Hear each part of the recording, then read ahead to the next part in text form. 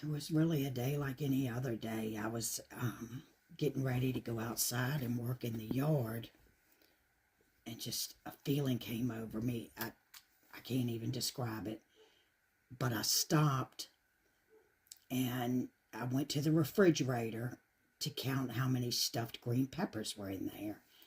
My youngest son, Zachary, had asked me the day before to make them, and I did. It's his favorite. And so I opened the refrigerator and opened the container, and I started counting. 1, 2, 3. There were still 8 stuffed peppers in there. My husband and I had eaten 2 each, and that meant Zachary hadn't eaten any. And I knew something wasn't right. And he lives in the basement apartment downstairs. I went down there. First thing I noticed was his blinds on his door was up about 3 inches. He's a very, very private person. So I kind of bent down to peek through the opening, and I saw his basset hound, Ellie Mae, and his cat, Miss Kitty, just sitting there side by side on the kitchen floor. So then I knocked, pretty hard. And then again I went to peek through the blinds. And this time I saw him kneeling on his kitchen floor. And honestly, my first thought was that maybe he was cleaning, or he'd been drinking while he was cleaning and he passed out on the kitchen floor. I turned the doorknob expecting it to be locked, but it wasn't. I opened the door. It was 5:40 p.m. on September 4th, 2024, when I took one step inside of his apartment. Ellie Mae and Miss Kitty were just sitting right there at his knees. And there's 2 poles in his kitchen that goes from floor to ceiling. So I could only see like his profile, because he's on the other side of those poles. And he just kind of looked like he was kneeling in a praying position. But as my eyes went from his knees up to his head, I saw it. There was a rope around his neck. I think I remember screaming, but he didn't move. He was gone. I have no recollection of calling the police, but they showed up. I was told when they came in that I was outside of Zachary's door, just banging my head against the wall, and I was screaming, "No, God. No, not my baby. Not my fucking baby. Please, God, not my baby." I remember sitting on my kitchen floor, and there was a police officer in front of me, and people were showing up at my house, and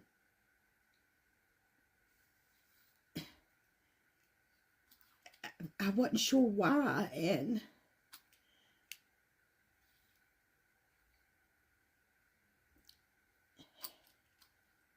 And I know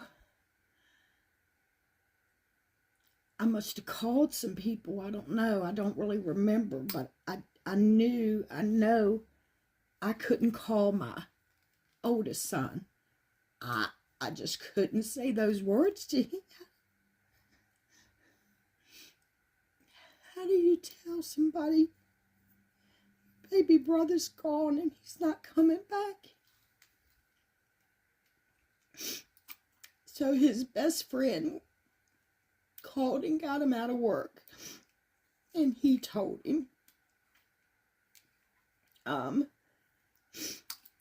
So at some point, I left my house to go over to my oldest son's house. Looking back, I think the police was just trying to get me out of the house, because they didn't want me to see it when they took him out. But when I got to my son's house, him and we never really made eye contact. He was in the house and I was out on the back porch. My sister was with me, my best friend Diane. A couple other people. My memory is really bad that night. But I ended up having to go inside to go to the bathroom.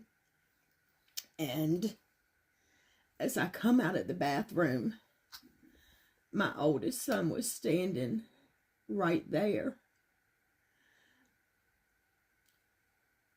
And he fell to his knees. And he started begging me to tell him that it wasn't true, that Zachary was at home and that he was okay. But I couldn't.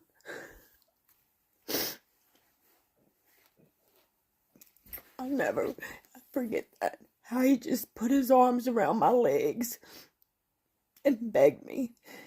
And then he started screaming. And then he started screaming, "I swear to God, Mom, he'll never be forgotten."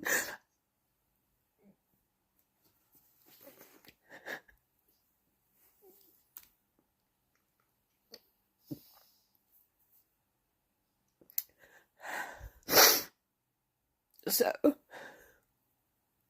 that's how all of this began. And if there's anyone listening to this that does drugs, or you're depressed, or thinking thoughts about leaving this world, I'm begging you, please talk to somebody. Please talk to somebody.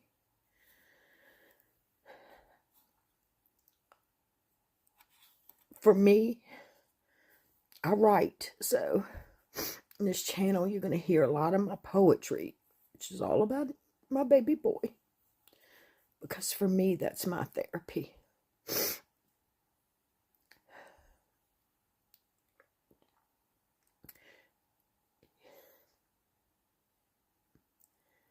He's only 22 years, 8 months, and 18 days old.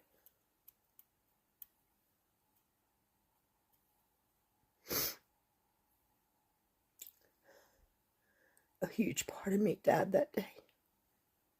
He took me with him.